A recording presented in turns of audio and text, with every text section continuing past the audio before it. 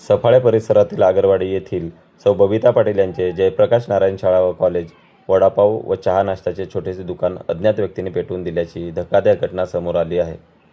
या घटनेमागील कारण अद्याप स्पष्ट झालेले नाही. प्रशासनाने केवळ गुन्हेगारांचा शोध घेऊन थांबू नये, तर पीडित कुटुंबाला शासकीय मदत करून पुनर्वसन आणि व्यवसाय सुद्धा उभा करण्यासाठी आवश्यक सहाय्य उपलब्ध करून द्यावे.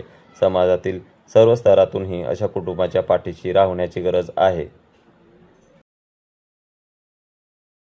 आज आपण आलो आगरवाडी येथे जयप्रकाश नारायण शाळेच्या समोर. आज बबिता ताई आहेत, बबिता बालकृष्ण पाटील. त्या ताई यांच्या लग्नाच्या आधीपासून ह्या ठिकाणी वडापाव आणि चहा नाश्त्याचा धंदा करतात, व्यवसाय करतात. आणि त्या व्यवसायासाठी इथे कोणी एक अज्ञात व्यक्तींनी हे सर्व जळवलेलं आहे. आज जाणून घेऊया ताईचं मनोगत. ताई, तुमचं म्हणणं काय का ताई? सांगा बरं, आपलं नाव सांगा ताई. बबिता बालकृष्ण पाटील. मी राहणारी आगरवाडीची, म्हणजे मी आहे विरारची, पण मी आगरवाडीलाच दिले असं. पण मग हे कोणी पेटवलं असेल असं तुम्हाला काय? तुम्हाला कोणाची काय दुश्मनी वगैरे का, कसं काय?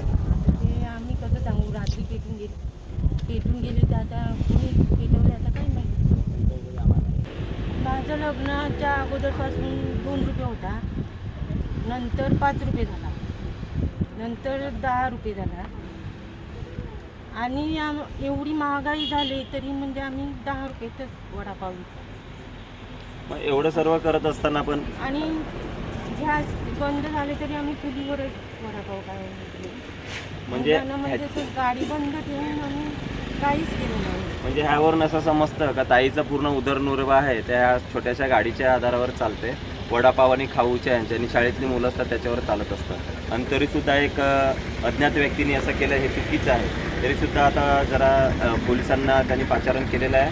आणि सागरी पोलीस स्टेशन हे केळवे रोड केळवेला आणि तपासासाठी हे नियंत्रण पत्रक दिलेलं आहे. त्या पद्धतीने ताईचं पुढे काय आहे ते आता पोलिसांच्या आणि चौकशी करणार आहे. त्याप्रमाणे पुढील बातमी लावणार आहे. धन्यवाद.